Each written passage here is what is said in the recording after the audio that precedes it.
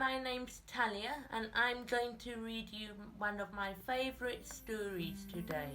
Clarence the Clumsy Calf, written by one of my favourite friends, Judy Fromin. Once upon a time there was a calf called Clarence. Clarence was no ordinary calf. Clarence was different. Clarence wobbled on his thin, spindly legs.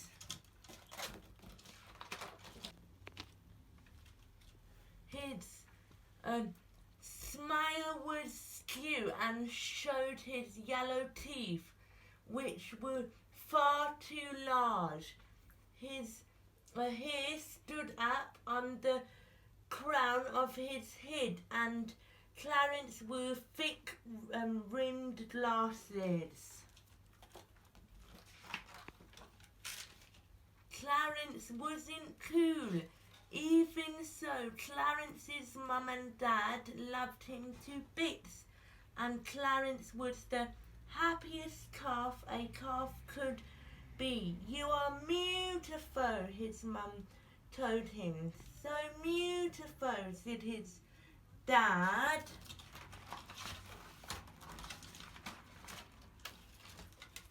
And Clarence smiled his crooked smile, and his yellow back teeth glistened in the sun. One day Clarence wobbled into the pasture to graze. He stumbled as he walked, and grass landed on his nose as he ate because he couldn't see so well. Two bullies noticed him and they began to laugh. They pointed their sticky hooves at Clarence and went in for the attack. They stomped at the ground until the dust gathered. Then they charged at Clarence and mooed loudly at him. Clarence began to cry. The bullies did this again and again until Clarence stopped going into the pasture.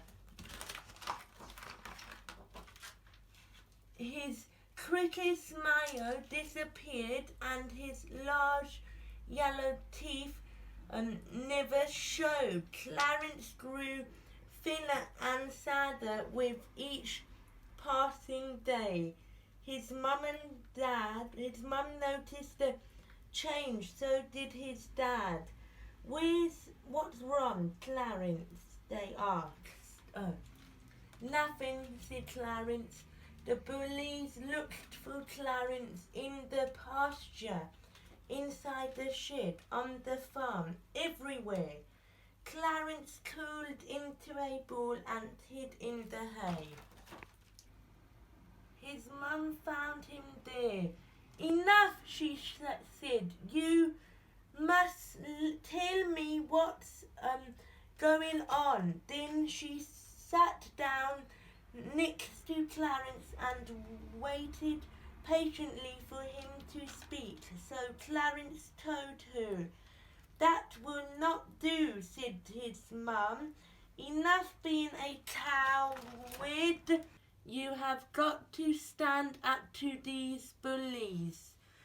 You have to use these fools as an opportunity to make yourself stronger, my boy. You are beautiful and you should be so proud of who you are. Those bullies have the problem, Clarence, not you. You might not be able to fight them, but you have to show them that you are strong inside. You need to look them in the eye. Imagine them shrinking until they are so small you could stomp on them. Then you need to smile, turn around and walk away." And don't worry, Clarence. We will all be watching out for you, she said.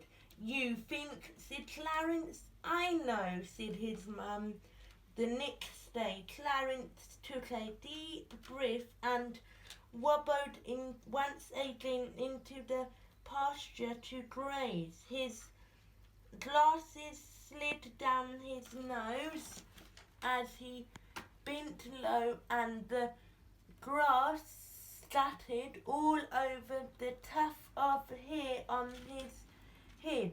The bullies noticed him, and they began to laugh and laugh. They pointed their slitty hooves at him, and then they charged at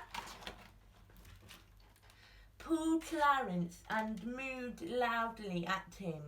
But this time Clarence did not cry. He stood his ground. He stared at them intently. He imagined them shrinking down to size until they were so small he could stomp on them. Then he gave them his broadest, quickest smile ever, turned around and slowly walked on. The bullies tried to attack Clarence again, but they got no response from him. So, realizing this, that he was no longer easy game, they looked around for something else to do, and off they went. Later that day, one of the bullies passed Clarence in the pasture and said, "I'm sorry, Clarence, it was just a game. It was not a good game," replied Clarence, "but it's over now.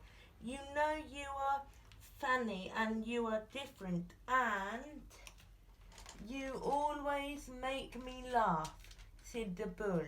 "Can I play with you?" he asked. "I guess so," answered Clarence. Clarence and his friend played in the pasture until it was so late that Clarence's mum and dad had to call Clarence home to sleep, and as he slept, he smiled his wonderful, quickest smile, and his large back teeth glistened in the moonlight. Well, I hope you enjoyed that story.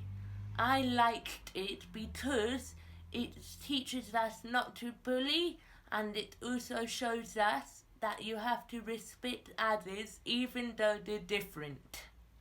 When I was born, I had meningitis and it damaged my brain, so now I can't see very well, and I had difficulty with walking and with lots of things. Although this makes me different, I am very proud of who I am. I love it when people are kind and friendly to me. It makes my life so much better.